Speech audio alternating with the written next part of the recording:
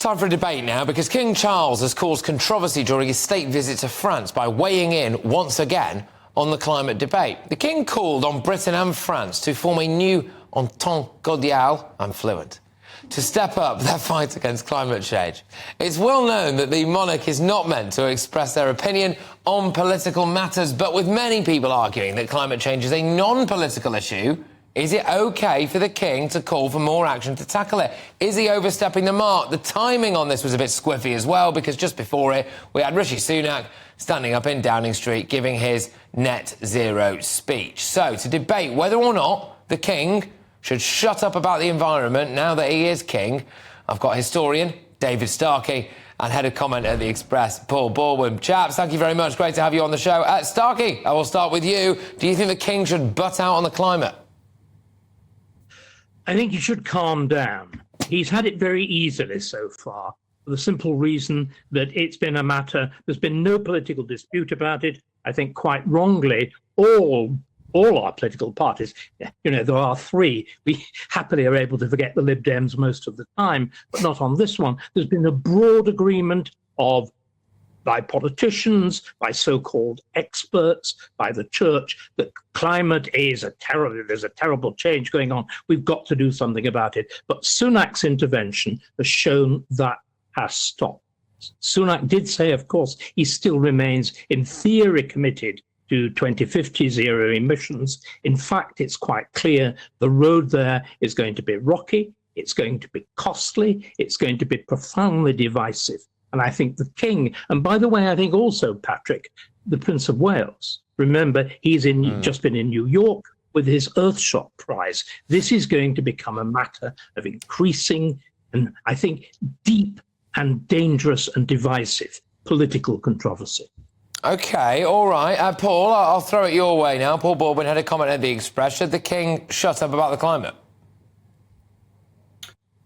I think, Patrick, the King is 74 years old, and it seems from my entire adult life, he has been banging on in some way, shape or form about the environment.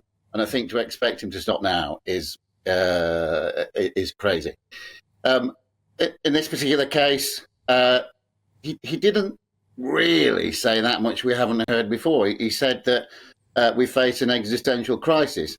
Now, you can turn on the BBC morning, noon and night and there's some bloke on there telling you face an existential crisis. So I think he was just about okay on this. The thing that blew my mind was that after addressing the upper house on the state of the climate crisis, he then basically got on a private jet this afternoon to fly to Bordeaux. And it's the gaucheness, it's the hypocrisy of that kind of thing from the great and the good who preach to us about how we must be better that really sticks in my craw. Yeah, that's a great point, David. You can't get around that, and unfortunately, it's one of a long list of people who do bang on about the climate and then immediately do something like get on a private jet. Well, indeed, it's almost a signal, isn't it, that to be a passionate believer in the problem of the climate, you've got to be very, very rich. We've just had the splendid remark from Kemi Badenoch saying that only if you're very rich can you, as it were, put the climate first. The rest of us put paying our bills, being able to travel, getting on a train, being able to drive a car. All of these things have become profoundly controversial because of the move. And remember, the completely arbitrary set of targets and dates, which have been constantly shifted. And obviously, my quote-unquote opponent, who isn't at all, is right that King Charles has been banging on about this, but he banged on about it when it was unfashionable. He banged on about it when it was laughed at.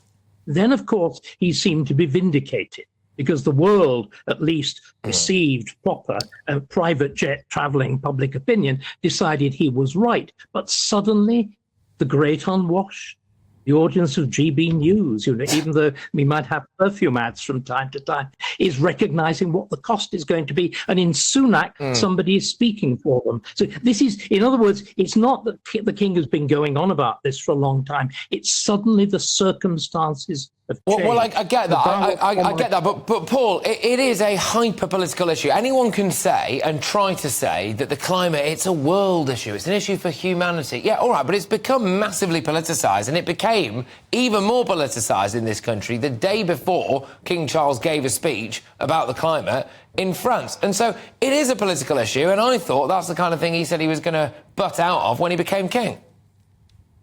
It is a political issue, and it does make you wonder. When the king says something, when the government says something, there is usually back channels of communication. And you wonder if this was orchestrated to sort of tie in with Rishi Sunak's announcements yesterday, which, frankly, I thought were long overdue. I think David makes a brilliant point that climate concern has become a sort of privilege of the privileged classes. Some of us can't afford it. I've got a diesel. I've got a flog now. It's got years and years of life left in it. But because of the ULEZ, I live in outer London, I've just got to dump it. And I've got to find 5 or 10 grand from somewhere to buy a new car. Now, if you're rich, you've already got an electric vehicle. You've got your Tesla in the drive. But the normal people, it hasn't been costed, is your problem. Yeah. The whole thing hasn't been costed. Yesterday, we were all going on about how arbitrary the years 2030 and 2050 were. And they are totally arbitrary. Totally. Plucked out of nowhere. They haven't been costed. We don't know where we're going with net zero.